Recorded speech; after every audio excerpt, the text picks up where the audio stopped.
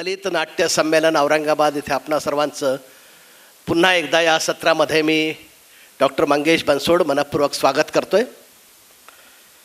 अतिशय सुंदर असा एक परफॉर्मन्स आपण याआधी बघितला आहे कुमार आहेर सरांचा पुण्याचा. आणि खरं म्हणजे जेवणानंतर झोपेचा एक अंमल असतो, पण तो सगळा अंमल आपण घालवला, त्यासाठी आपलं मनपूर्वक अभिनंदन खरं म्हणजे.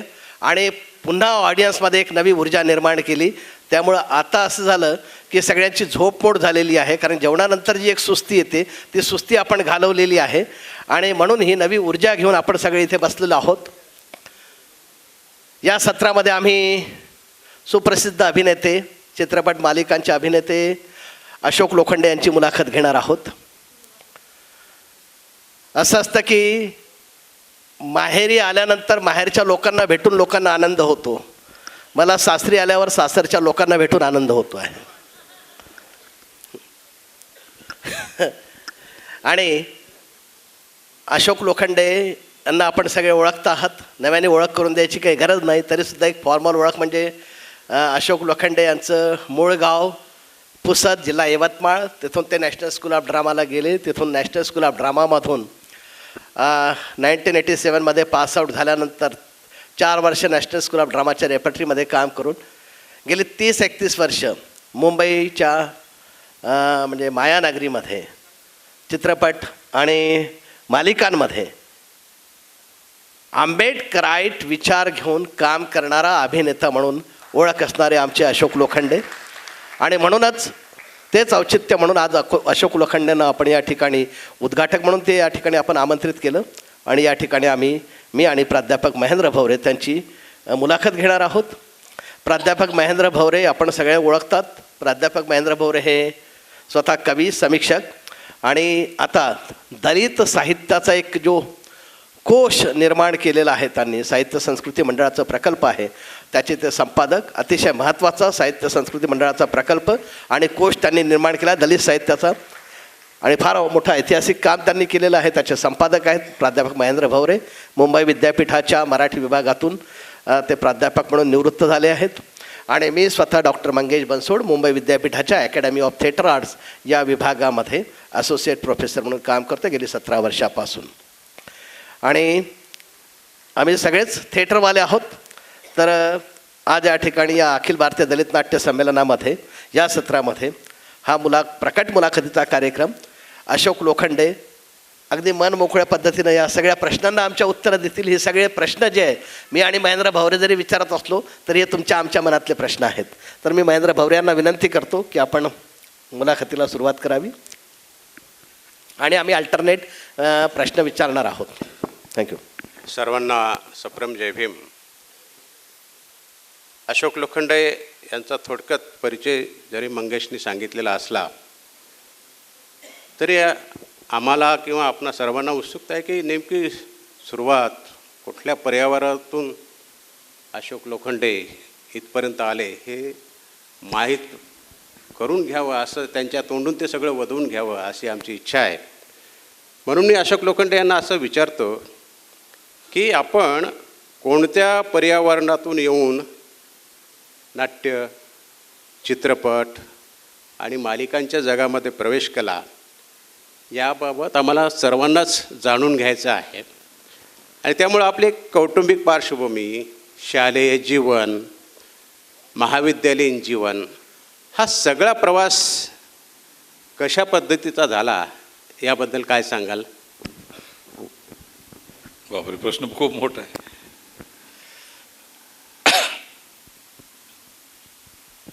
मित्र हो, माझं तसं मूळ गाव मराठवाड्यातच आहे. माझ्या वडिलाचं गाव तळणी, तालुका हदगाव, जिल्हा नांदेड. तिथून म्हणतात ते पळापळीच्या वेळी विदर्भामध्ये गेले आणि आमचा जन्म तिथं झाला. पुसद तुम्हाला माहीत आहे सगळ्यांना. तिथं काही ट्रेन वगैरे काही जात नाही आणि खूपच इंटिरियर गाव आहे. तिथं त्यावेळी तरी अशी काय म्हणते कल्चरल ॲक्टिव्हिटीज काही नव्हती माझ्या मते तर. आणि खूपच कलाकाराच्या दृष्टीनं किंवा तिथल्या सांस्कृतिक पर्यावरणाच्या दृष्टीनं अतिशय विपरीत असं गाव, मतलब खेड्यांचंच मिळून झालेलं एक छोटंसं टाऊन असं समजा. तिथं आमचा जन्म झाला आणि वडील हे बाबासाहेबाच्या चळवळीतले होते. बाबासाहेबांना भेटले सुद्धा ते 1955ला. गोवा स्वातंत्र्य सैनिकसुद्धा होते. ही आमची पार्श्वभूमी. शेतकरी, छोटे मोठे लीडर, रिपब्लिकन पार्टीचे तिथल्या तालुका अध्यक्ष वगैरे वगैरे जे काय असेल ते. घरातलं वातावरण सगळं लहानपणापासून घरी जेव्हा सकाळी सकाळी डोळे उघडायचे तर सगळे कार्यकर्ते आपले खेड्यापाड्यातले आलेले यांच्यात आम्ही कुठंतरी झोपलेला असायचो. आणि असंच आम्ही वाढत गेलो. तिथलं पर्यावरण तो तुम्हाला सांगितलंच आहे. मूळ मुद्दा असा की एवढं दूर राहून काय म्हणतात ते मोठ्या सिटीच्या किंवा जिथं ॲक्टिव्हिटीज चालते कल्चरल, तर ते माझ्या डोक्यात कसं काय आलं हा त्यांचा प्रश्न आहे असं मी समजतो. तर मॅट्रिक आणि 12वीपर्यंत आम्ही तिथं शिक्षण घेतलं आणि त्याच्यानंतर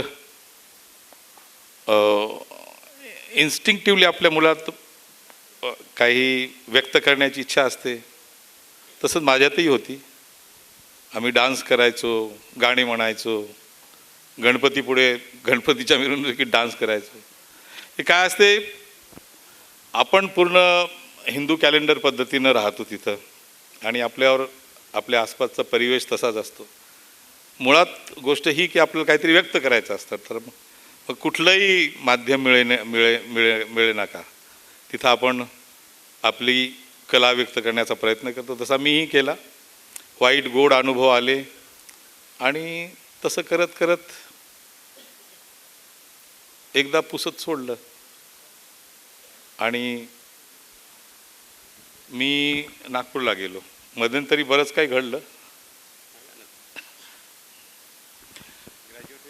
ग्रॅज्युएट होईपर्यंत आता इकडं तिकडं डान्स करून किंवा कोणाच्या नकला करून हे काय चालू शकत नव्हतं. तर आमचे टीचर होते, त्यांचा एक लोकनाट्य तमाशा मंडळ होतं, लोकनाट्य मंडळ. तर आम्ही त्यांना अप्रोच केला की बाई आम्हालासुद्धा ॲक्टिंग करायची. त्यांनी म्हटलं या.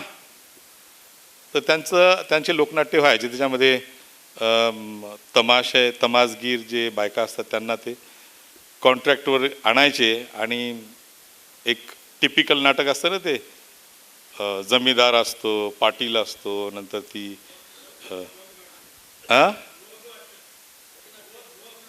वगनाट्य, त्या टाईपचे नाटक लिहायचे आणि ते करायचे.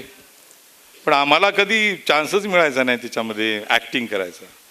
आम्हाला चान्स कशाचा होता, पडद्याच्या मागे राहून प्रॉम्प्टिंग करायचं. तर आता बाकीची परिस्थिती खूपच वाईट होती. त्याच्यामध्ये त्यांच्यामध्ये राहूनच मजा यायची. आणि त्या कॉन्ट्रॅक्टवर आणलेल्या त्या बायका आणि तिथले जे सो कॉल्ड हे असतात ना, थोडे पुढारलेल्या टाईप, पण त्यांचं मन कधी त्या नाटकात नसायचंच. त्यांचं मन त्या बाईत आणि आमचं मन त्या प्रॉम्प्टिंगमध्ये. तर असं करता करता 4-5 वर्ष आम्ही तिथं काढले. नंतर त्यांना लक्षात आलं की हा मी डान्स करतो. मी डान्स करायचो गणपती किंवा पोळ्याच्या बैलापुढे. तर मग हळूहळू ते लोकनाट्य जे वग आहे, तमाशा, त्याच्यामध्ये लोक यायला येत नव्हते जनरली बघायला. तर मला डान्स करायला लावायचे आधी. तर मी डान्स करायचो आपल्या हिंदी सिनेमावर. नंतर लोक जमा करायचे, मला हटवायचे आणि नंतर नाटक करायचं. जसं आपण करतो ना, ते गाईला पाना नाही फुटला तर आधी वासराला सोडतो आणि पाना फुटल्याबरोबर त्या वासराला काढतो, नंतर आपण दूध काढतो. त्या प्रकारे एक प्रकारचं ते शोषणच होतं. आणि शेवटपर्यंत काय मला काही चान्स मिळाला नाही तिथं ॲक्टिंग करायचा. आणि नंतर मी एका दिवशी म्हटलं की बाई मला ॲक्टर व्हायचं आहे, तर मला पुसत सोडायला पाहिजे, कारण की पुसतमध्ये काहीच ॲक्टिव्हिटी नाही. तर त्यांनी म्हटलं की नाही, तू आता नको सोडू, इथंच तू राहा, इथंच तू मेहनत कर आणि इथूनच तू मोठा होशील. मला काय कळेना असं झालं की कसंच काय शक्य आहे ते. तरी पण मी त्यांचं मानलं नाही आणि मी आयडिया केली की गाव सोडून जायचं असलं तर घरच्यांना सुद्धा सांगावं लागतं ना की भाई काहीतरी शिकायलाच चाललो, नाही तर घरचे सुद्धा तर मान्य करणार नाही की मला ॲक्टर व्हायला जायचं. तर नियरेस्ट आमची सिटी होती नागपूर. तर मला वाटलं तिथं काय जाऊन काहीतरी होईल. तर मी घरच्यांना सांगितलं की मी लॉ करतो. आता पॉलिटिकल वातावरण असते ना आपल्या घरचं की वकील झाला घरी तर एक खूप प्रोटेक्शन असतं. तर मी लॉ करण्याच्या निमित्तानं नागपूरला गेलो. तिथे लॉपेक्षा जास्त मी ह्या ॲक्टिव्हिटीज कुठं चालत आहेत याकडेच माझं लक्ष होतं. तर तिथं मला पहिल्यांदा लक्षात आलं की स्ट्रीट प्ले नावाचा प्रकार आहे. पहिल्यांदा हे लोक तर स्ट्रीट प्ले करायचे जे संजय वगैरे किंवा अमर रामटेके, रोशन सोमकर. तर मी स्ट्रीट प्ले बघायला आपल्या काय म्हणतात त्याला रवी नगरपासून मेडिकलपर्यंत पैदलच गेलो आणि त्यांना अप्रोच केला. तिथं नव्हतं ते, दुसरीकडेच होतं, आणखी कॅन्सल झाला होता, दुसरीकडे शो होता. तर अप्रोच केला की भाई मला पण काम करायचं.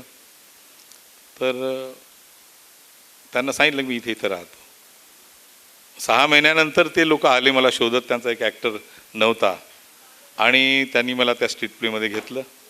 त्याच्यानंतर मी अशा पद्धतीनं नागपूरच्या कल्चरल परिवेशामध्ये ॲक्टिंग करायला सुरुवात केली विथ की आपलं दलित थिएटर. आणि त्याच्यामध्ये आम्ही पथनाट्य करायचो आणि पथनाट्य करताना खूप मजा यायची.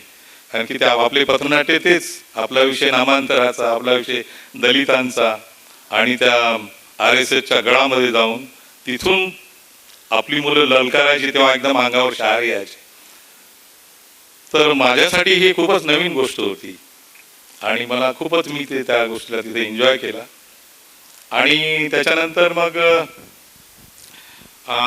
एखाद वर्ष तिथं नाटक केली. त्याच्यानंतर आम्ही तिथून पहिल्या दलित नाट्य संमेलनाला गेलो पुण्याला. आणि पुण्याला गेल्याच्या नंतर मग लक्षात आलं की तिथं FTI आहे आणि काय म्हणतात त्याला NSD आहे.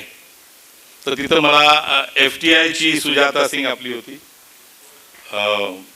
शक्ती कपूरची बॅचमेट, त्यांची ओळख झाली, त्यांच्या सहकार्यांची ओळख झाली.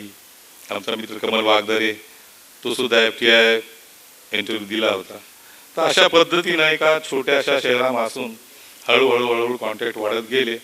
आणि ती जेव्हा सुजाता दिल्लीला गेली, दिल्लीला राहायची ती, तिनं फॉर्म पाठवला. मी अशा पद्धतीनं दिल्लीला गेलो. आणि नंतर मग एकदा मोठ्या इन्स्टिट्यूटमध्ये गेल्यावर तिथलं वातावरण वेगळं असते आणि मी शिकत गेलो आणि पुढे काय म्हणतात त्याला शिकत गेलो. अशोक लोखंडे यांची शालेय जीवन पुसद ते नागपूर आणि नागपूर ते पुन्हा NSD national school of drama असा सगळा प्रवास. मला अशोकजी आपल्याला विचारायचं आहे की आपण पहिल्या दलित नाट्य संमेलनाला पण हजर होतात. मग अशी पण तुम्ही भाषणामध्ये उल्लेख केलेला आहे. तर मला हे पण सांगा की पहिल्या दलित नाट्य संमेलनाने तुम्हाला काय दिलं. म्हणजे आता तुम्ही उल्लेख केला की नॅशनल स्कूल ऑफ ड्रामाचा मार्ग सुद्धा तुम्हाला तिथूनच मिळाला. आणि अजून काय कुठली ऊर्जा तुम्हाला मिळाली पहिल्या दलित नाट्य संमेलनातून कारण की आता 11व्या दलित नाट्य संमेलनामध्ये आपण याचा पुनरुच्चार करतो आहोत, तेव्हा ते होणं गरजेचं आहे. किंवा पहिल्या दलित नाट्य संमेलनामध्ये आपण हजर होता आणि त्यात पहिल्या दलित नाट्य संमेलनाने आपल्याला काय दिलं. मला पहिल्यांदा रिअलाइज झालं की जी फिलिंग माझ्यामध्ये होती ती खूपच व्हास्ट लेवलवर खूप लोकांमध्ये होती. आणि ते प्रॅक्टिस त्यांच्या प्रॅक्टिसमध्ये ते खूप दिवसापासून होतं. हे मला पहिल्यांदा लक्षात आलं की किती जागृती चालू आहे आपल्या नाट्य क्षेत्रामध्ये, आपल्या लोकांची, आपल्या विषयाची. आपण म्हणतो ना की आपला विषय जोपर्यंत नाटकामध्ये येत नाही तोपर्यंत मग आपण कसं काय आयडेंटिफाय करायचं. तर पहिल्यांदा मला जाणवलं की ही माझी दुनिया आहे, ही माझी लोक आहेत, ही लोक माझा आवाज आणि त्यांचा आवाज एकच आहे, अशी मला ती बिलॉंगिंगची जाणीव झाली. आणि ते दलित नाट्य संमेलनानं मला दिलं आणि किती बऱ्याचशा ठिकाणाहून तिथे लोक आले होते, खूप मजा आली. त्याच्या आधी हा किस्सा सांगतो आपला. NSD ला मी फॉर्म भरला आणि मी सिलेक्ट झालो आणि ते पत्र, मी नागपूरला होतो लॉ शिकायला, ते पत्र घरी आलं. तर घरी आल्याच्या नंतर मग घरच्यांना कोडच पडलं, हे काय आलं. त्यांना काय वाटलं, हे काय ऍक्टर बनायचे आपले धंदे आहे का. हा, अरे लाखो रुपये. आता त्यांच्या ज्ञानात त्यांना जेवढं एक्सपोजर आहे तेवढंच बोलतील. अरे काय म्हणे, हे काय, याला काय अर्थ आहे का, त्याला लाखो रुपये खर्च करतात लोक, ऍक्टर बनतात. हा, हे काय आपले धंदे आहेत का. म्हणे सांग तू त्या अशोकला, भाऊ म्हणला, त्याला वकील नाही बनायचं, काय हरकत नाही, पोलिसाच्या जागा खाली झालेल्या आहे. आमच्या काय म्हणतात ते बहिणीच्या घरचे सगळे लोक पोलिसाच्या जागा आहेत, आपला ऑफिसर ओळखीचा आहे, कुठून ना कुठून तरी चिटकून देईल याला. तर असं त्यांना मला पोलीस बनवायचं हे होतं. पण माझ्या लकीली एक आमचे टीचर होते करंदीकर, त्यांनी घरी कन्व्हिन्स केलं की भाई हा जातो बाहेर, व्यवस्थित ठिकाणी जातो, तुम्ही त्याची काळजी करू नका. त्यांनी कन्व्हिन्स केलं म्हणून मी तिथून सुटलो. अदरवाईज मी पोलीस किंवा कुठंतरी आपला काळा कोट घालून वकील राहिलो असतो. NSD पर्यंत पोहोचण्यासाठी काय काय करावं लागलं किंवा कोणता संघर्ष करावा लागला. आता संघर्ष तर आता तुम्हाला मी सांगितलं काय काय काय म्हणतात त्याला, म्हणायचे की ते काय प्रक्रिया होती तिथपर्यंत पोहोचण्यासाठी, पुसच ते दिल्ली, हे काय काय करावं लागलं NSD पर्यंत जाण्यासाठी. मला असं वाटतं मी जे बोललो त्याच्यातच आहे त्याचं काय. आणि एक मिनिट, आता एवढं एक्सपोजर झालेलं आहे, एवढे लोकांना माहीत आहे, मला असं वाटत नाही आताही की मी खूपच काही ग्रेट केलं आणि मी खूपच मोठा ऍक्टर आहे, असं काय अशातला काही भाग नाही. इथं आपण इंटरॅक्ट करतो तर मलाच कसं तरी अवघडल्यासारखं वाटतं. मला असं वाटतं मी काय केलं आता. पण ह्या दोघांच्या दृष्टिकोनातून, का की मंगेश सुद्धा एका पुसदच्या बाजूच्या खेड्याने नेरचाच माणूस आहे आणि महेंद्र सुद्धा, आम्ही तरी छोट्याशा स्मॉल टाउन टाईप राहतो, हे तर आणखीनच इंटिरियर मध्ये राहतो. ते तर तुमच्या भावना मी समजू शकतो, आपण सगळे एकच आहोत. आणि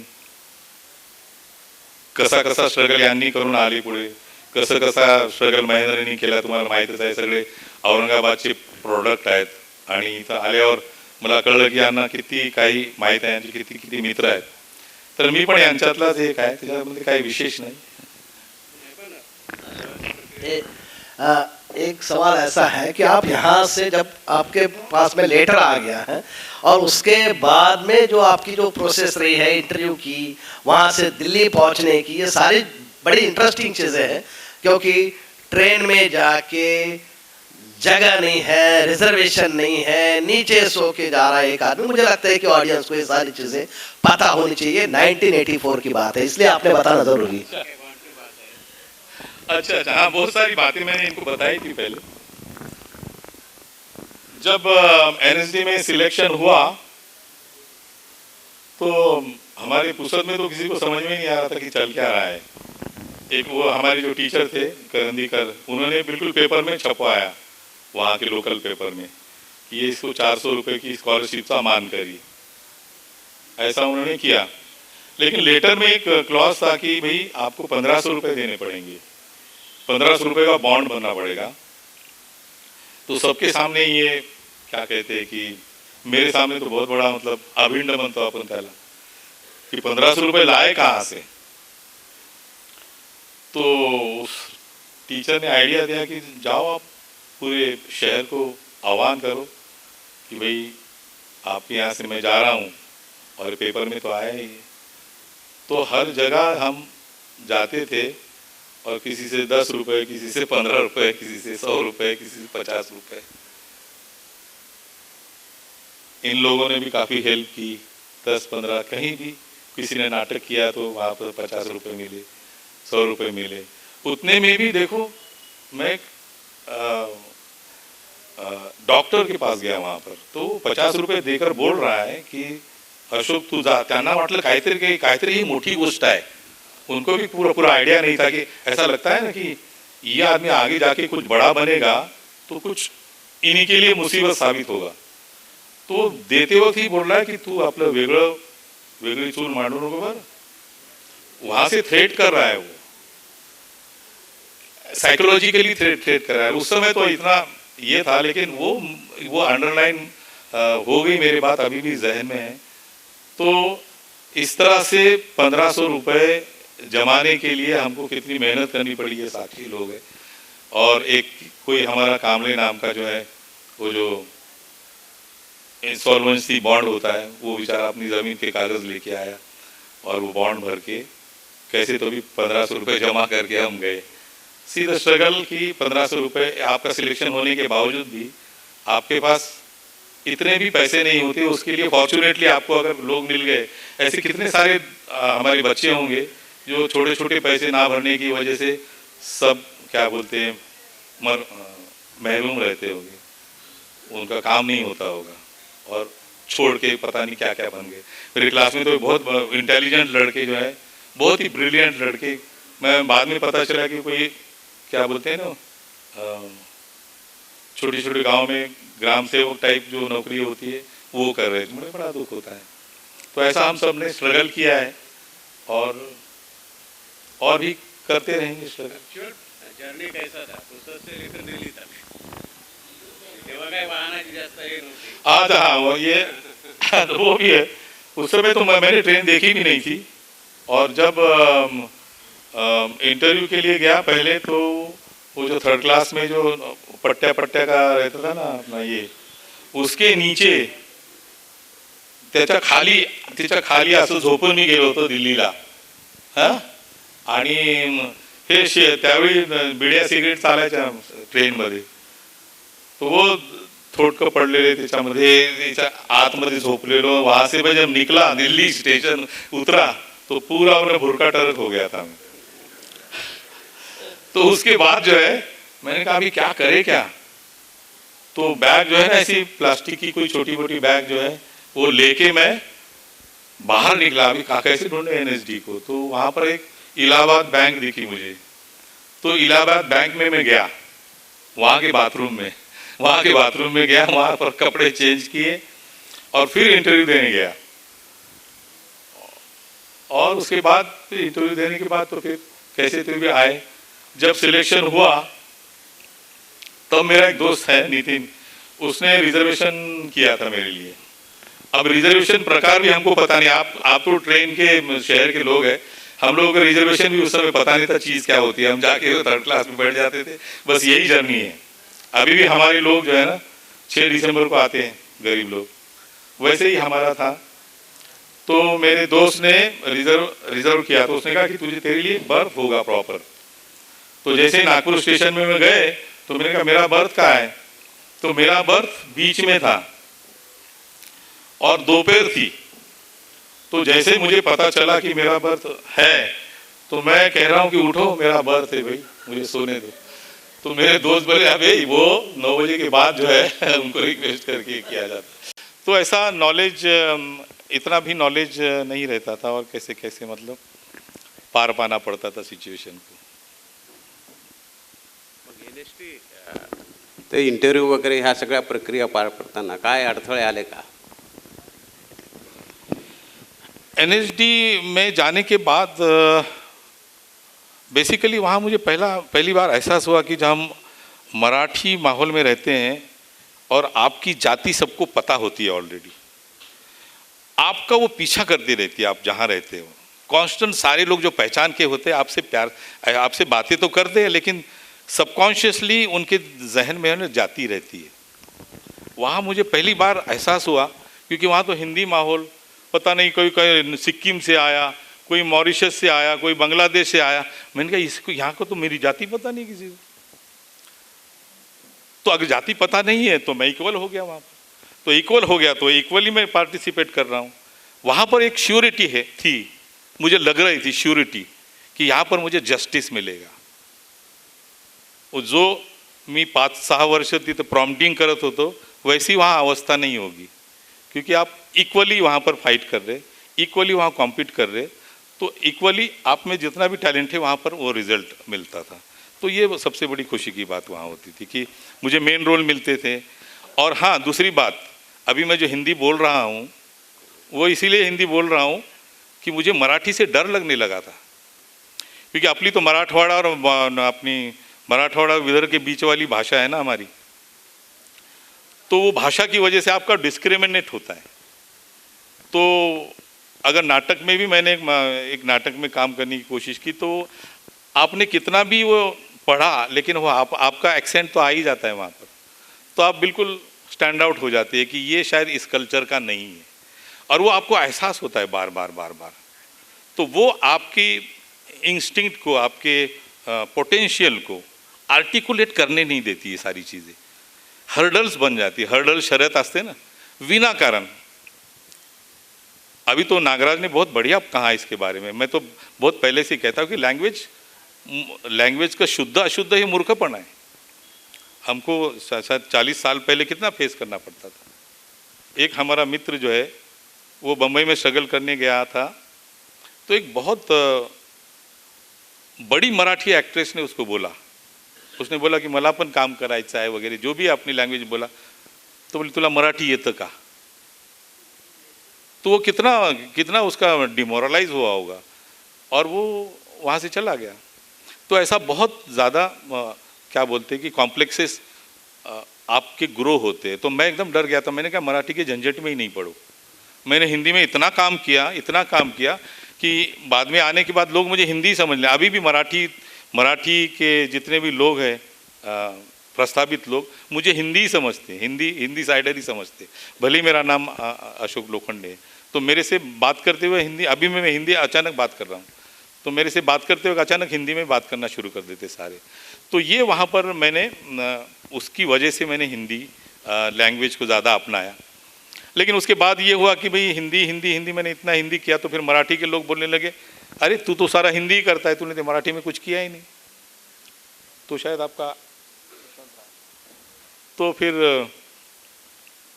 अपना क्या बोलते हैं कि मराठी में, हाँ मराठी में मैंने एक ही काम किया है, शायद आपने देखा नहीं। ते नंतर हे करू, पण तुम्ही NSD मध्ये प्रवेश घेतल्यानंतर तिथलं वातावरण, तिथलं पर्यावरण, तिथला भोवताल हा कशा प्रकारचा होता आणि NSD ने तुम्हाला काय दिला? NSD ने बहुत कुछ दिया है। वहाँ पर जो क्या कहते हैं ट्रेनिंग होता है,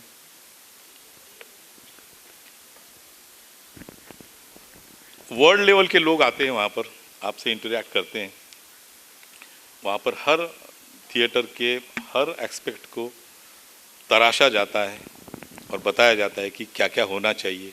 आपको मॉडर्न थिएटर पता चलता है, वेस्टर्न थिएटर पता चलता है, दुनिया में इस वक्त क्या चल रहा है, कौन कौन से इज़म्स पर डिटेलिंग में काम होता है। और सबसे बड़ी बात, NSD में एक फ्रांस के एक टीचर आए थे हमारे, उन्होंने एक बात मुझे कही थी, तब से वो बात मेरे बहुत जहन में हमेशा रहती है। पहले ऐसा लगता था ना कि एक्टिंग मतलब पता नहीं कौन सी चीज़ है, कौन सी कोई अफलातून चीज़ है, और हमको यहाँ के जो लोग हैं प्रस्तावित लोग बहुत डरा के रखते हैं कि आवाज़ असा पाहिजे, तुमचं शुद्ध असं पाहिजे तसं पाहिजे, ऐसा करके इतना डराते हैं, जबकि एक्टिंग का इनसे कोई संबंध ही नहीं है। तो उन्होंने कहा कि आप, वो फ्रांस का डायरेक्टर था, वो कहाँ से उगम होना चाहिए आप एक्टिंग का अंदर से, आप कैसे कंसीव करते हो। तो आपका कंसीव करना, आप जहाँ से पैदा हुए, आपका क्या परिवेश है, आपके घर, आपकी इकोनॉमिकल, पॉलिटिकल, सोशल सिचुएशन क्या है, आप कैसे रिएक्ट करते, जिंदगी भर आप उसी को रिएक्ट करते रहते हैं। तो कोई भी कैरेक्टर करते वक्त इन बातों का ध्यान रखो, तो हमेशा जड़ में रहोगे, उसकी ग्रेविटी मजबूत रहेगी। तो ये क्या कहते वो सीख मुझे वहाँ मिली। तो एक अचानक एक कॉन्फिडेंस आ गया कि कोई भी कैरेक्टर मेरे से जुदा नहीं है, दुनिया में हर एक व्यक्ति यूनिक है और उसका अपना एक्सपीरियंस, उसका अपना है, उसकी आइडेंटिटी अपनी है, उसके जैसा दुनिया में दूसरा कोई है नहीं। तो हर कोई अगर चाहे, जो एक्टर, जो भी यूथ है आजकल, बहुत ज़्यादा यूथ नहीं है, मैं उनसे कहना चाहता था कि भाई कॉन्फिडेंस खोना नहीं चाहिए। मतलब जो है आपके अंदर है, आपके गट्स में है, आप जो सोच रहे हैं उसी में है सारी चीज़ छिपी हुई। आपके अंदर सारे कैरेक्टर है, सारा इमेजिनेशन, वो सारी चीज़ें जो है आपके सोचने से ही निकलती हैं ना। आप कहीं भी 5 स्टार होटल में भी जाओ और आप कितने भी, आप हमारा IAS ऑफिसर कितना भी बड़ा बनता है, लेकिन कांस्टेंट उसका जो पास्ट जो है ना उसके साथ चलता रहता है।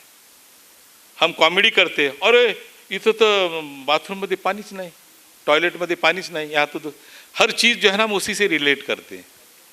तो हर चीज़ रिलेट कैसे करें वो NSD के उस टीचर ने बताया, तो काफ़ी उससे क्या बोलते फ़ायदा हुआ।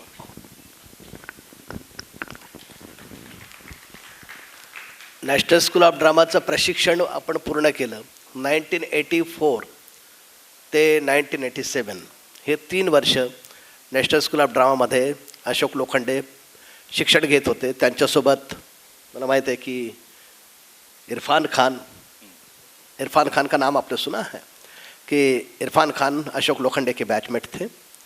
मिता वशिष्ठ, मैं जानबूझ के नाम ले रहा हूँ कि लोगों को पता चले कि आपने किन के साथ प्रशिक्षण लिया है. मिता वशिष्ठ, इरफान खान, आलोक चैटर्जी, इद्रिस मलिक और भी काफ़ी लोग हैं, जो अमित बैनर्जी और इतने सारे लोग, और जो सारे एस्टेब्लिश हैं. इस साल नेशनल स्कूल ऑफ ड्रामा के अशोक लोखंडे के 3 बैचमेट्स को संगीत नाटक एकेडमी का अवार्ड मिला है, जिसमें अमित बैनर्जी है, आलोक चैटर्जी है और क्या नाम मिश्रा, भारती मिश्रा. तो 3 लोगों को, तो ये सारे लोग इन सब साथ में काम कर रहे थे. और उसके बाद में 1987 के बाद में, उसके पहले एक छोटा सा किस्सा मैं सुना दूं कि 1984 में अशोक जी का जैसे सिलेक्शन हो गया था NSD में, तो हमें खुद उत्साहित हो गए थे क्योंकि हमारे इलाके से कोई नेशनल स्कूल ऑफ ड्रामा में गया हुआ है. और उस वक्त जब अशोक जी दिवाली की छुट्टी में आने वाले थे दिल्ली से पुसद में, तो हम इतने उत्साहित थे की अशोक लोखंडे यांचा सत्कार आम्ही नेरमध्ये करायचं ठरवलं. आणि त्यांच्या सत्कारासाठी म्हणून आम्ही एक एकांकिका महोत्सव, मी आणि माझे मोठे बंधू अविश बनसोड इथे बसलेले आहेत, त्यांनी दिग्दर्शित केलेल्या 4 एकांकिका, तेव्हा आम्ही 1984ला तो महोत्सव केला होता. आणि अशोक लोखंडे यांचा सत्कार तिथे 1984ला सुट्ट्यांमध्ये पहिल्यांदा आल्यानंतर NSDच्या वो एक किया था, क्योंकि हमें लग रहा था कि यार हम ही कहीं पहुंच गए वहाँ पे. बड़ा एक उसमें मंगेश जो है ना एक भिखारी का रोल करता था क्या, तो उसमें जो है भिखारी भी भीख मांगता है ना, तो ऐसे उतर गया नीचे और सारे लोग मंगेश इकड़े, स्टेज खाली, 10 हो 15 मिनट से स्टेज में कोई नहीं है, मंगेश सिर्फ घूमता रहा. और बहुत मज़ा आया, मतलब बहुत हिलेरियस, ये लोग बहुत प्यारे लोग हैं. मंगेश, अविश, बहुत सारे लोग, जो अविश और हम साथ में डांस करते थे. अविश का एक तो वैरायटी शो रहता था जहाँ पर हम जाते थे और डांस करते थे अपना हिंदी सिनेमा के गानों पर, और वहाँ से पैसे कमाते थे. और फिर वहाँ से मैं फिर नागपुर जाता था लॉ में. लॉ करते वक्त भी मैंने ये किया कि पैसे नहीं होते थे, तो वहाँ से आए, अरे 100 रुपये मिलेंगे. वहाँ से मैं नागपुर से आता था 10-12 रुपये की टिकट से अपना इधर दारवा, वहाँ पर हम प्रोग्राम करते थे, फिर हम वापस जाते थे. तो इस तरह से क्या कहते हैं स्ट्रगल चलता है. इसलिए कि NSD ख़त्म हो गया और उसके बाद में आपने नेशनल स्कूल ऑफ ड्रामा की रेपर्टरी कंपनी जो है, जो रेपर्टरी कंपनी होती है कि एक्टरों को पैसा देती है, मंथली पेमेंट करती है और मंथली पेमेंट बेसिस पे एक्टर वहाँ पे काम करते हैं. वो नेशनल स्कूल ऑफ ड्रामा की एक, बहुत सारी रेपर्टरी कंपनी है देश में, तो नेशनल स्कूल ऑफ ड्रामा की एक बहुत ही महत्वपूर्ण कंपनी है. तो वहाँ पे आपने भी काम किया है. तो NSD से रेपर्टरी कंपनी और वहाँ का एक अनुभव, कि वहाँ पे आपने बहुत बड़े बड़े लोगों के साथ काम किया, ये भी ऑडियंस को पता चले, हमारे लोगों को, इसलिए बताइए. दरअसल जो है पास आउट होने के बाद समझ में नहीं आ रहा था कि करे क्या, क्योंकि NSD में ट्रेनिंग तो दी जाती है, लेकिन पैसे कैसे कमाए जाएंगे, कैसे सर्वाइवल होगा ये नहीं बताते, सर्वाइवल आपका कैसे होगा ये नहीं बताते. तो फॉर्चुनेटली वहाँ पर एक रेपर्टरी कंपनी है जहाँ पर आप अगर इंटरव्यू दो, वो सबके लिए है, सिर्फ NSD वालों के लिए नहीं, सबके लिए. अगर आपका सिलेक्शन होता है तो मंथली पगार से एक्टर रखे जाते हैं वहाँ. तो हम पहले तो अप्रेंटिसशिप में गए थे, 800 रुपये मिलते थे, तो हमने गए रेपर्टरी कंपनी में. उस समय ये कलाकार, बहुत सारे कलाकार, GP नामदेव को जानते होंगे आप, GP नामदेव, गोविंद नामदेव, सीमा विश्वास, डॉली आलूवालिया, हिमानी शिवपुरी, व्यास, मनोहर सिंह और ये सुरेखा सीकरी जो है ना बहुत बड़े एक्टर थे, वो जस्ट वहाँ से चले गए। तो हम 1 साल बाद इंटरव्यू हुआ और हमको पगार पे 3,000 उस समय मिलते थे। तो वो प्रॉब्लम जो है हम क्या बोलते हैं, वहाँ पर सर्वाइवल कैसे हुआ, तो वो ऐसा प्रॉब्लम वो सॉल्व हो गया। वो पूरे ऑल ओवर इंडिया में नाटक करते हैं जिसका पगार भी मिलता है। तो अभी हमको तो आना था बॉम्बे, लेकिन बम्बई में जो है ना कैसे आए समझ में नहीं आ रहा था। तो 1, 2, 3 साल बीत गए और अचानक मुझे पता चला कि मुझे अमोल पालेकर ढूंढ रहे हैं। ये मैंने कहा ये क्या चक्कर है। तो बाद में पता चला कि हमारे एक म्यूज़िक डायरेक्टर थे भास्कर चंदावरकर, जो हमारे प्ले को भी म्यूज़िक डायरेक्ट करते थे और वो पालेकर की फिल्मों में भी करते थे। तो उन्होंने मेरा नाम सजेस्ट किया पालेकर को। उनकी एक सीरियल आने वाली थी मृगनयनी, जिसमें एक आदिवासी भिल्ल जैसा कोई कैरेक्टर था। तो उन्होंने मेरा नाम सजेस्ट किया। तो फिर वो मुझे पता चला कि ऐसा मुझे ढूंढ रहे। तो फॉर्चुनेटली वो उस समय अपनी थोड़ा सा रूमानी हो जाए यारो फिल्म का शो करने के लिए आए थे वहाँ पर। तो वहाँ मुलाकात हुई और मैं उनके सीरियल में आ गया और वहाँ से रिज़ाइन देके फिर मैं बम्बई शहर चला आया। फिर तब से मैं बम्बई में ही हूँ। उनके साथ भी मैंने काम किया है। पगला घोड़ा हमने नाटक किया है। हाँ, पगला घोड़ा में एक किस्सा बताता हूँ। पगला घोड़ा मराठी में किया था उन्होंने, महाराष्ट्रियन। तो उसमें सारे 2-4 लोग थे जिसमें मैं भी था। तो बहुत मज़ा आया, मतलब 30, 40, 50 शोज़ किए। लेकिन रिपोर्टर ने मेरी लैंग्वेज के बारे में बोला कि ये मराठी तो बोलता है लेकिन मराठी वो नहीं बोलता जो चाहिए। तो पालेकर ने कहा कि ये उसी एरिया का कैरेक्टर है जो वहाँ पर आया है। तो उस समय वो इतने मूर्ख पत्रकार रहते थे कि क्या चर्मकार भी क्या वही लैंग्वेज बोलेगा शुद्ध, ये भी उनको पता नहीं था कि मतलब जो भी अलग अलग हम 4 लोग आते हैं इकट्ठा महाराष्ट्र के, तो हमारा एक्सेंट अलग हो जाता है, नागपुर वालों का अलग हो जाता है, बुल्ढाना वालों का अलग हो जाता है।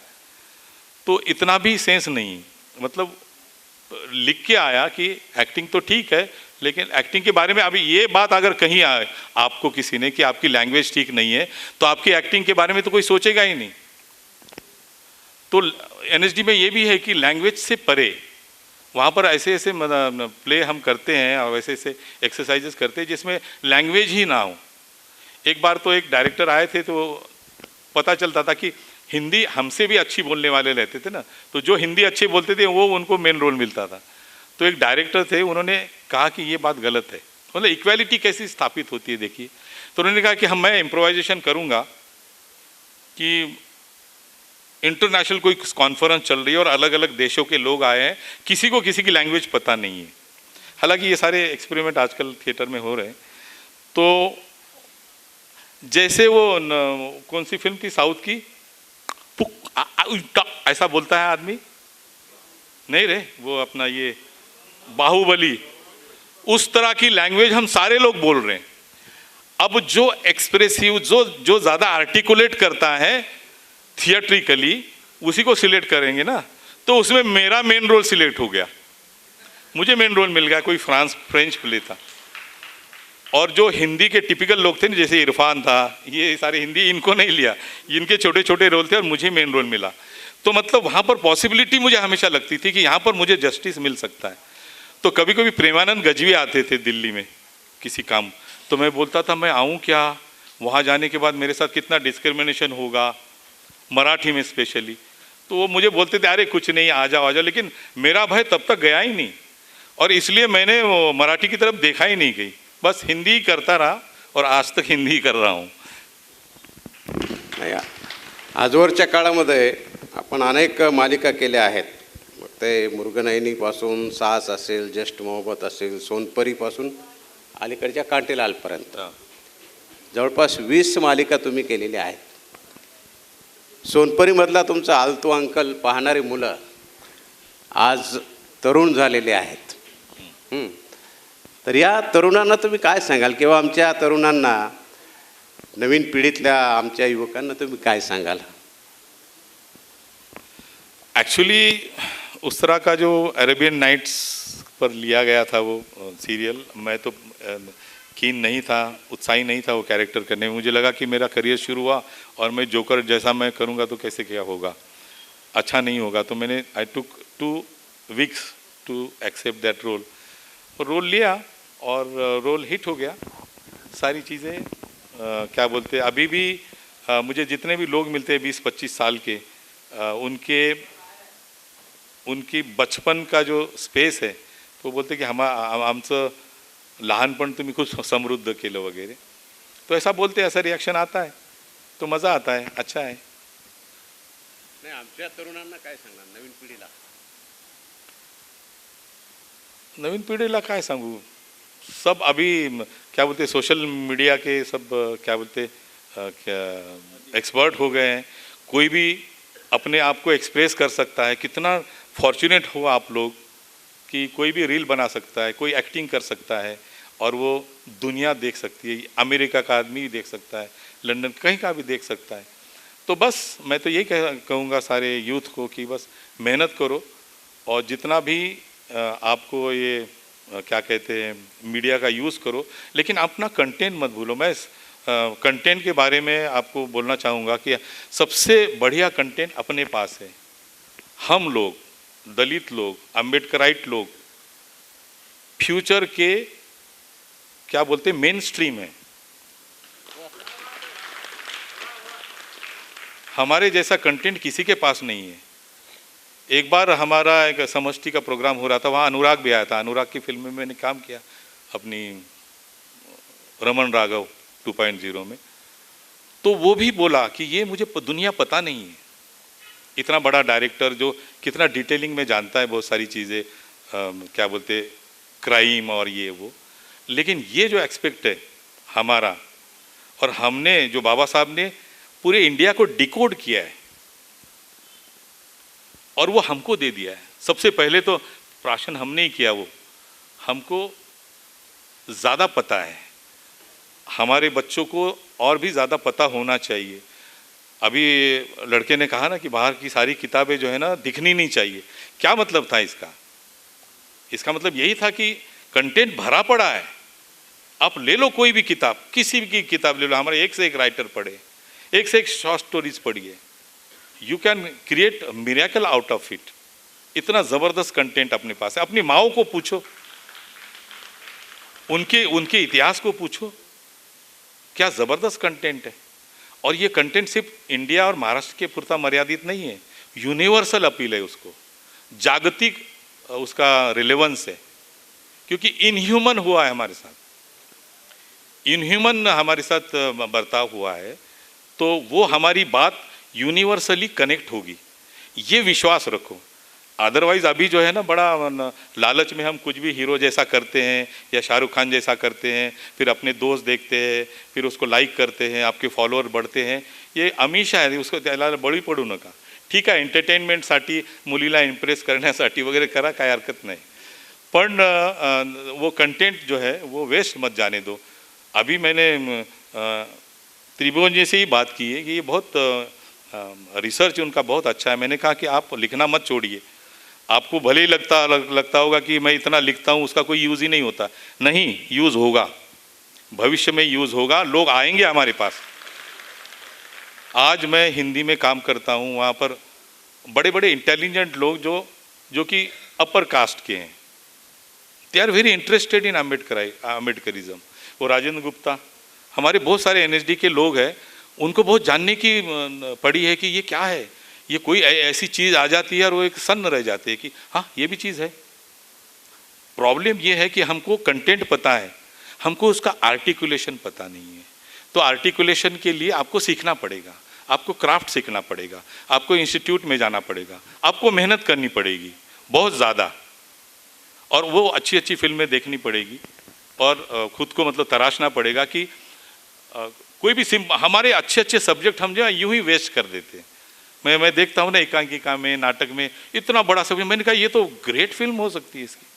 अभी इनसे ही बात हुई, मैंने कहा ये कितनी बड़ी कितना बड़ा सब्जेक्ट है ये, और ये कितना क्या क्या कुछ नहीं हो सकता इसमें। तो उसकी पॉसिबिलिटी ढूंढो, यूथ को मैं कह रहा हूँ।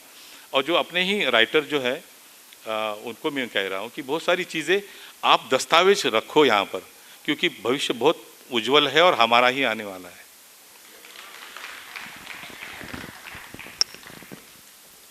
एक फार महत्त्वाची गोष्ट अशोकजीने सांगितली की अभी कंटेंट जो बचा हुआ है और सब्जेक्ट जो बचा हुआ है सिर्फ हमारे पास है, उनके पास तो कुछ भी बचा नहीं है। और मैन वुमन रिलेशनशिप के ऊपर अब कुछ नहीं बचा हुआ है उनके पास।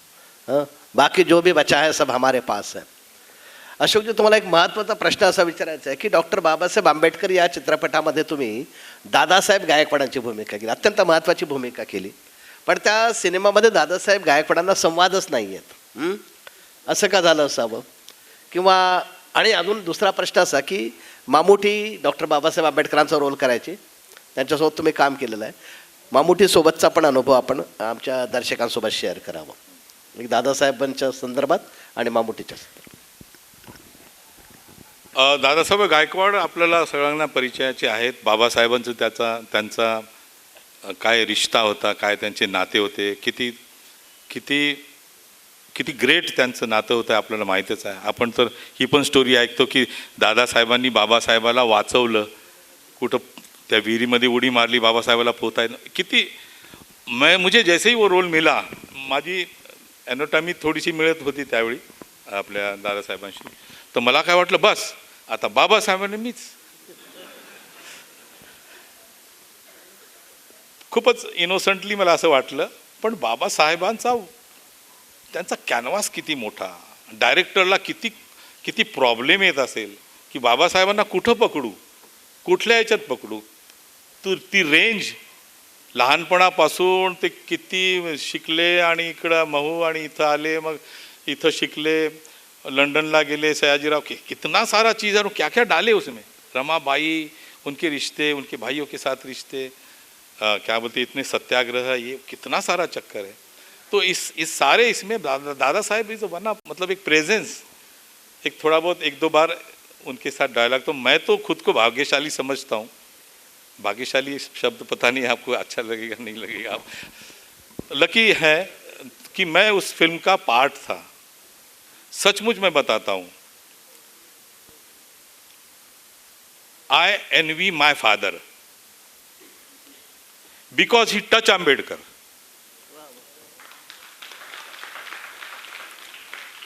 वो किस्सा बताते थे, जब ये विदर्भ के सारे लोग गए थे डेलीगेशन दिल्ली में 55ला, बाबासाहेबांची तब्येत खूप वाईट होती त्यावेळी, तेव्हा यांनी म्हणलं की बाबासाहेब आम्हाला तुमच्यासोबत फोटो काढायचा आहे।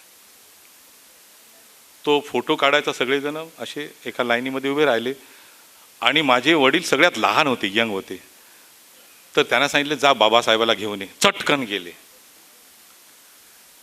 एकीकडून रत्तू, एकीकडून माझे वडील आणि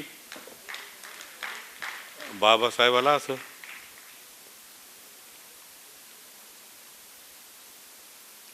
ऑलमोस्ट असं सरकत बसवलं आणि चटकन त्याच्या मागे उभं राहिले। आजही तो फोटो आहे, बाबासाहेब आणि माझे वडील। I envy because of he touch Babasaheb. आणि जेव्हा सॉरी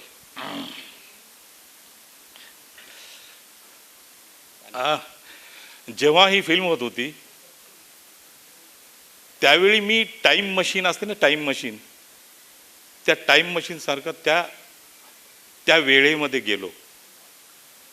सेंसिटिव एक्टर, और वहाँ पर वो चल रहा था 14 अतड़े सत्याग्रह, और वहाँ साथ में बैठे थे बाबा साहब, मैं तो मम्मूटी को बाबा साहब ही समझ रहा था, और जो सीन चल रहा था हम तो स्टेज पर थे और बाबा साहब स्पीच दे रहे थे।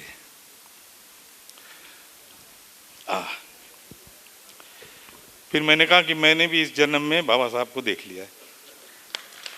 मेरे फादर तो नहीं थे तब, लेकिन किसी दूसरे रूप में मैं था बाबा साहब के साथ। ये बहुत बड़ी, आप औरंगाबाद के बहुत लकी लोग हैं, अभी भी कोई जिंदा लोग जिंदा होंगे जिन्होंने देखा। मेरे फादर ने मिलिंद महाविद्यालय का जो क्या बोलते पाया भरनी होती, क्या राजेंद्र प्रसाद आए थे तब भी फादर थे वहाँ पर, हालांकि दूर थे, लेकिन ये एक प्रसंग है। तो मैं अपने आप को खुशनसीब समझता हूँ कि मैं बाबा साहब अम्बेडकर इस फिल्म में था। दादा साहब गायकवाड़ बहुत इम्पोर्टेंट रोल है और मैं पार्ट था। ममूटी वेरी नाइस एक्टर, बहुत अच्छे एक्टर है ममूटी, और मुझे नहीं लगता ममूटी के अलावा कोई दूसरा हो सकता था। वो क्या अनुपम खेर करता बाबा साहब का रोल? तो Mammootty he is a very brilliant actor. और फॉर्चुनेटली ममूटी कह रहे थे कि मैं तुझे भी देखता हूँ टीवी सीरियल में केरला में। तो बहुत अच्छे हैं वो, और उनको तो इस बारे में अवार्ड भी मिला था उस बारे में, अम्बेडकर की फिल्म के लिए। तो बहुत अच्छा एक्सपीरियंस है लाइफ में जो है ना, एक्टर बनने का जो है फ़ायदा यही है कि आपको बहुत अलग अलग मोमेंट जीने पड़ते हैं। अदरवाइज मैं पुलिस होता तो एक ही रोल करता, या वकील होता तो एक ही रोल करता। आता चित्रपटाचा विषय निघालाच आहे, तर तुम्हाला यशवंतराव चव्हाण या चित्रपटासाठी शासनाचा बेस्ट ॲक्टर अवॉर्ड मिळालेला आहे, आणि या चित्रपटासाठी किंवा या रोलसाठी निवड कशी झाली, किंवा जब्बार पटेल सारख्यांना काय वाटलं की बा अशोकची निवड केली पाहिजे? काय शोधलं तुमच्यामध्ये जब्बार पटेलने? एक गोष्ट मी जब्बार पटेलांना नाही सांगितली नाही त्यांना, ती ही की मी जेव्हा मृगनयनी सिरियल करत होतो तेव्हा मी एका पेइंग गेस्ट राहत होतो वडाळ्याला गव्हर्नमेंट कॉलनीमध्ये. तर तिथं मला शोधत शोधत राम गबाले आले. तुमच्यापैकी कोणाला माहीत असेल, राम गबाले बहुत बड़े डायरेक्टर थे जिन्होंने फिल्म सिटी का भी निर्माण किया, गुड़ाचा गणपति वगैरह फिल्म के डायरेक्टर थे. तो वो मुझे ढूंढते ढूंढते आएंगे, पुणे के लोगों को तो पता ही है, ढूंढते ढूंढते मेरे पास आए थे. उस समय मेरी बहुत बड़ी दाढ़ी वाड़ी थी. मेरे पास आए, मुझे 2000 रुपये का साइनिंग अमाउंट दिया, किताब दी यशवंतराव की, और मुझे साइन किया उन्होंने. मैंने कहा मैं कैसे क्या दिख सकता हूँ? वो दाढ़ी, यशवंतराव को दाढ़ी भी नहीं थी. उसने कहा कि तुम हो, तुम दिखते हो. उसके बाद उनकी डेथ हो गई और फिल्म तो नहीं बनी. उसके बाद मैं भी भूल गया. कालांतराने खूप वर्षानंतर डॉक्टर जब्बार पटेल हे फिल्म काढणार होते आपली यशवंतराव चव्हाण प्रतिष्ठान आणि महाराष्ट्र गव्हर्नमेंट. तर शोधाशोध चालू होती, आणि ट्रस्टचा हा अट्टहास होता की मराठीचा प्रचलित कोणी अभिनेताच तो रोल करायला पाहिजे. लोक बघायला येतील ना, फलाफला यानं केला, ज्याला ओळखतात लोक ते येतील. आणि नंतर त्याचा शोधाशोध चालू होता. तर माझे मित्र शिवदास तिथं होते कास्टिंगमध्ये. तर त्यांनी मला रिक्वेस्ट केली की अशोक तू एकदा फोटो तर पाठव. मी म्हटलं आपलं सिलेक्शन होणार आहे का त्या बटा मामनामध्ये? शक्यच नहीं. तो मैं बहुत टालता गया. तो एक 2-3 महीने के बाद फिर उसका फ़ोन आया कि नहीं तो एकदा एक फ़ोटो पाठव. फिर मैंने एक फ़ोटो भेज दिया उनको. तो विक्रम गायकवाड़ के बारे में भी आप जानते होंगे कि वो अभी के सबसे अच्छे मेकअप आर्टिस्ट है. तो जैसे उन्होंने मेरा फ़ोटो देखा तो बाकी फ़ोटो को दूर किया. उन्होंने कहा ये नहीं अभी आ सकते, इसके बाद कोई फ़ोटो नहीं आएगा, यही होंगे. क्योंकि उनकी एनाटॉमी मेरी जो है ना करेक्ट उनसे मिलती है. अब एनाटॉमी के बारे में ये बात कहूँगा कि बाबा साहब ने कहा है कि मराठा, कुंभी, महार, ये सब एक ही कल्ट के लोग. मेरी एनाटॉमी नहीं मिलेगी तो किसकी मिलेगी? तो हम सब एक ही है. ये तो डिवीजन, इधर चले गए, कोई दूसरा पकड़ लिया धंधा, ये इधर चले गए, उधर चले गए. कोण कोण कॉम्पिटिशनमध्ये यशवंतरावांसाठी? नहीं वो मोस्टली औरंगाबाद के, उनका नाम लेके मैं क्यों मतलब ये करूँ जान. औरंगाबाद के भी है, पुणे के भी है, बहुत सारे. ठीक है, जो हुआ हुआ. और मुझे सबसे बड़ी बात, सगळ्यात महत्त्वाची गोष्ट की माझ्यावर जे आरोप होत होते ना माझ्याच घरच्यांचे, नातेवाईकांचे आणि मराठी लोकांचे की तू मराठी असून सुद्धा मराठीमध्ये कधीच काम नाही करत, हिंदीतच करतो, त्यांच्यासाठी हे यशवंतराव माझं उत्तर. बाबा साहब को कैसा विरोध हुआ होगा, किस मानसिकता से वो गुजरे होंगे, कितना टॉर्चर उनको हुआ होगा. कि मैं वही रिलेट करता गया गैलीलियो के साथ, और वो प्ले मैंने वो रोल किया, तो वो बहुत सक्सेस रहा रोल.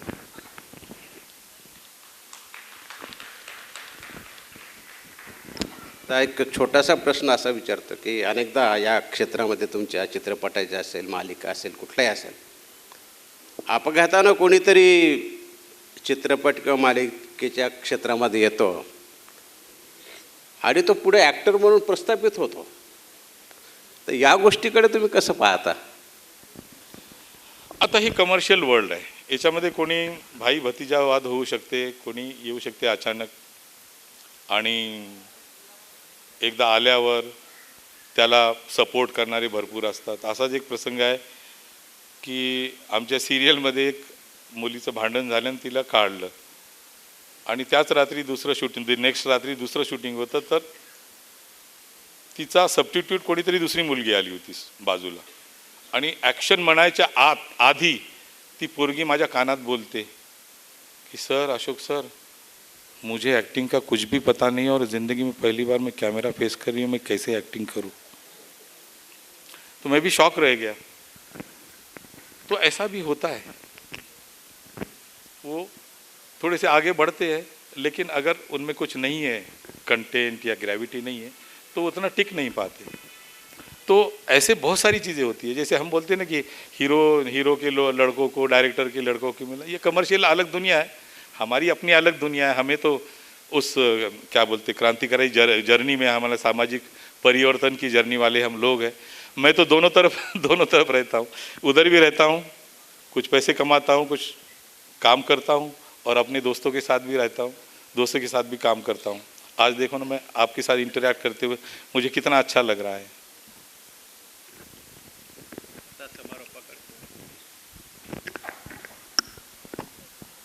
खूप प्रश्न विचारून झालेत. खरं म्हणजे अजून खूप काही विचारता येईल आणि अशोकजींकडे असा खूप काही खजाना आहे की ते खूप काही बोलतील, पण वेळेची मर्यादा असते.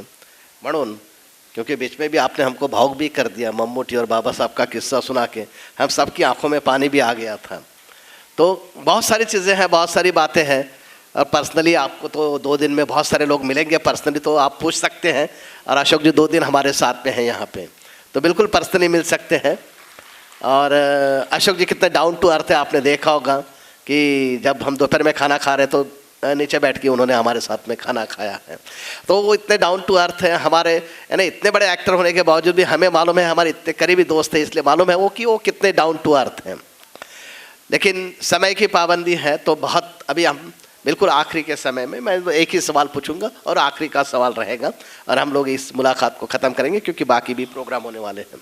अशोक जी, आपको हमने देखा है कि शुरू से लेके तो अभी तक की आपकी जो जर्नी है, तो अब काम तो कमर्शियली करते रहे, फिल्मों में करते रहे, सीरियलों में करते रहे, लेकिन बावजूद इसके एक अम्बेडकराइट होना अंदर से एज एन एक्टर, ये बात हमने आप में देखी है. एक कमिटेड एक्टर.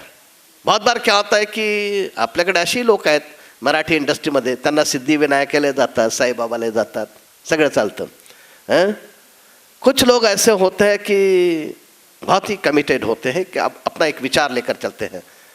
खास करके अशोक जी के बारे में देखा है कि 4 डिसेंबर हो जाता है तो हमारी फोनाफोनी चालू है, आता जायचं ना आपण 5-6 डिसेंबरला चैत्यभूमिवर, हाँ आपण.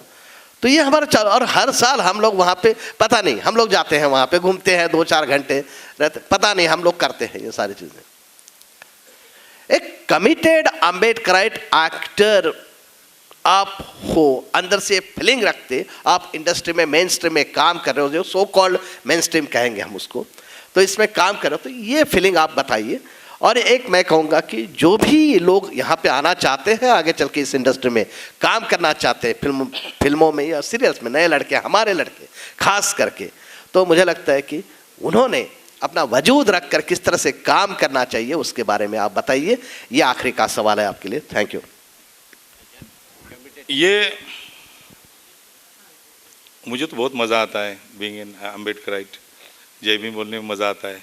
अभी पहले जय भीम बोलने में वो शर्माते थे, अभी तो जय भीम की फिल्में बन रही. तो इसका मतलब उसकी स्ट्रेंथ देखो, जय भीम की स्ट्रेंथ देखो, बाबा साहब की स्ट्रेंथ देखो. तो वो स्ट्रेंथ अगर खुद में फील करो तो आपको कभी निराशा नहीं आएगी, कभी फ्रस्ट्रेशन नहीं आएगा. और मैं तो सबको कहता हूँ, सारे एक्टरों को, कि ये बहुत बड़ा हमारा सोर्स है. अम्बेडकराइट होना बहुत बड़ी बात है. ये बहुत ग्रेविटी है उसमें, बहुत कंटेंट छुपा है, बहुत खजाना है उसमें. अगर आप उसमें रहोगे तो दुनिया की कोई भी चीज़ जीत सकते हो आप. तो ये है, क्या कहते हैं कि हम लकी इनफ है कि हम इसमें आए, और क्या कहते हैं कि हम इस धारा में हैं इस वक्त, और हम सारी चीज़ हम एक दूसरे से इंटरैक्ट कर पा रहे हैं, हम बोल पा रहे हैं, कितना मज़ा आता है, अच्छी बात है। आता प्रश्न वगैरे काय नाही. तुम्ही अनेक भारतीय आणि परदेशी नाटकामध्ये काम केलं आहे आणि आम्ही प्रेक्षकाच्या वतीनं आता हे बोलतोय मी की एवढं सगळं असून तुमचा एखादा डायलॉग नसेल तर त्याला काय अर्थ आहे का? तर आम्ही आता इथून उठून जातो आणि पुढचं काम तुम्ही सांभाळायचं.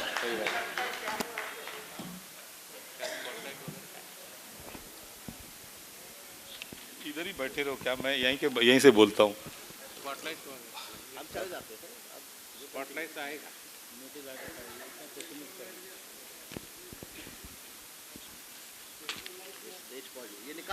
ठीक है, रहने दो, मैं ये बैठ के ही करूँगा. आम्ही सगळे उठतो. चलो पुढे जाऊन केलं तर ठीक. आणखी मजा येईल. ठीक है. नाही, कॅरेक्टर बसलेलं असलं तर काय करू.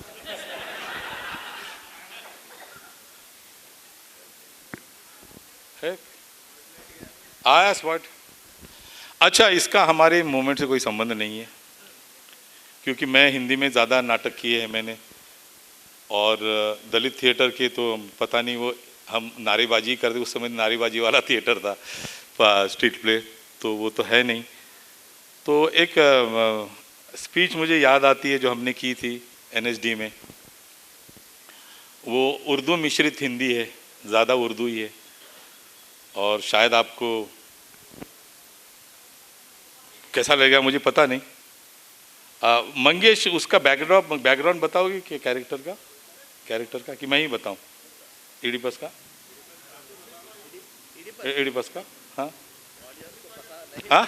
हाँ मी सांगतो. ठीक आहे. इडिपस रेक्स एक 5000 वर्षापूर्वी लिहिलेलं नाटक आहे सोफोक्लिसनं. 5000 वर्षापूर्वी कशी आपली अवस्था होती, आपली मानवाची, किती सुपरस्टिशियस होता, किसी भविष्य या गोष्टीवर ते नाटक आहे. पण ते नाटक जरी भविष्य कसं खरं होते याच्यावर नाटक आहे, तरी पण त्याच्यामध्ये एक गोष्ट खूपच महत्त्वाची आहे. त्यामध्ये त्याच्या आईचं आणि त्याचा संबंध हे खूपच कॉम्प्लेक्स गोष्ट आहे. आई आणि मुलगा हा एक धागा त्यानं पकडलेला आहे, आणि ते नंतर त्यानं सुपरस्टिशियसवर ते नाटक लिहिलेलं आहे. तर त्याची स्टोरी तुम्हाला माहीत असेल, बरेचसे लोक आहेत. त्याला असा शाप मिळाला होता की तो आपल्या आईशीच लग्न करेल आणि बापाचा खून करेल.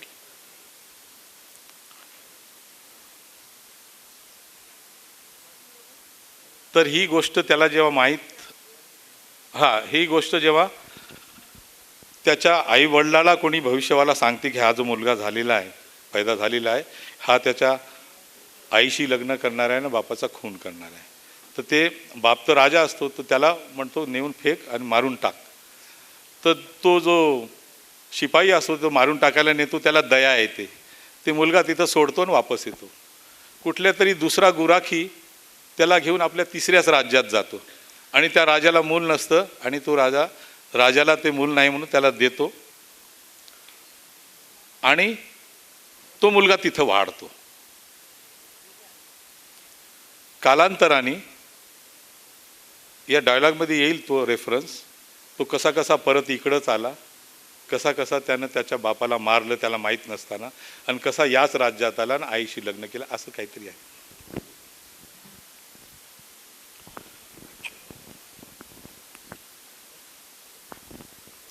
नाटकाच्या सेंटरचा पॉइंट आहे. हो गया.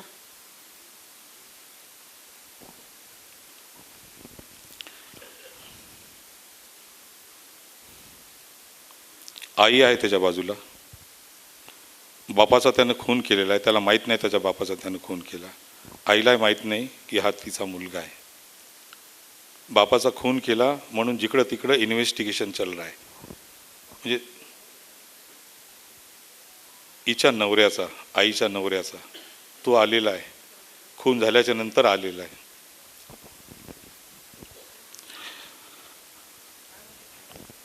पीछे पीछे आवाजें मत करो. हेलो.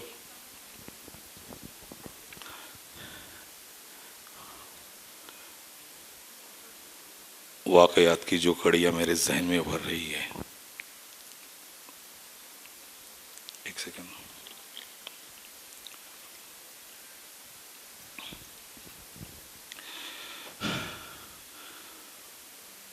वाकयात की जो कड़ियां मेरे जहन में उभर रही है, उसे मद्देनजर रखते हुए मेरे जिंदगी के तमाम राज तुम्हें सुनाना मेरे लिए लाजमी होगा. ये कास्ट. मेरे वालिद पोलीबस थे, वालिदा मेरो पे डोरियन थी. मेरी परवरिश बहुत अच्छे ढंग से हुई, लेकिन एक दिन एक अजीब सी वारदात हुई, या शायद मैंने ही उस वाकये को जरूरत से ज्यादा अहमियत दी. वाकया यूं हुआ.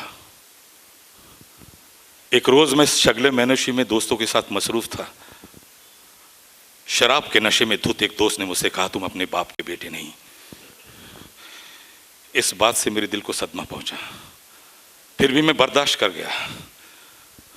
अगले रोज जब मैं अपने वालिदैन के पास पहुंचा और उनसे हकीकत दरियाफ्त की, तो उन्होंने खफा होकर कहा, किसकी ऐसी मजाल जो ऐसे बेबुनियाद किस्से कहता फिरे.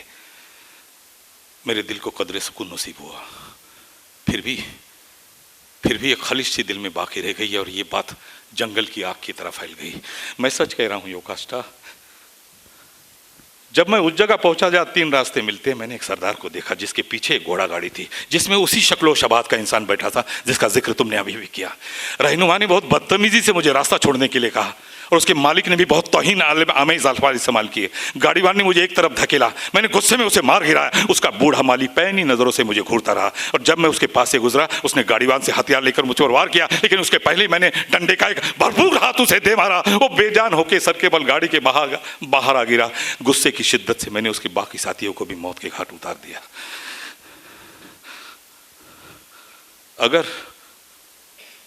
अगर उस मकतूल की रगों में बहने वाला खून लायस का है, तो मुझसे बदनसीब इंसान और कौन होगा. वो मैं होऊंगा जिसे कोई शख्स पनाह नहीं देगा, कोई नामो पयाम नहीं करेगा, और अपनी ही दी हुई बद्दुआएं मुझी पर नाजिल होगी. मेरे ही नापाक हाथों ने उसके शरीक हाथ को छुआ. यह हाथ गुनाहगार है, मैं गुनाहगार हूं, मेरा पूरा वजूद गुनाहगार है. मैं अपने घर से दूर, अपने मुल्क की सरजमीन से दूर, अपने वालिदैन से दूर इसलिए चला आया ताकि जिंदगी अता करने वाली वालिदा को अपनी बीवी ना बना सकूं, और अपने बाप मोहतरम पोलीबस के खून से अपने हाथ ना रंगूं. ओ कौन है वो जालिम देवता जिसने मेरी ऐसी तकदीर लिखी. आसमानी ताकतों, मेरी जिंदगी में ऐसा दिन आने से पहले मुझे सफाए हस्ती से मिटा दो. Thank you.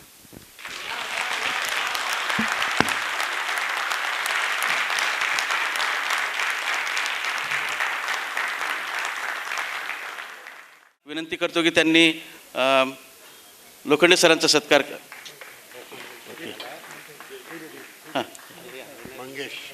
हां, मंगेश बनसोड सरांचा सत्कार दीपक गरुड हे करतील.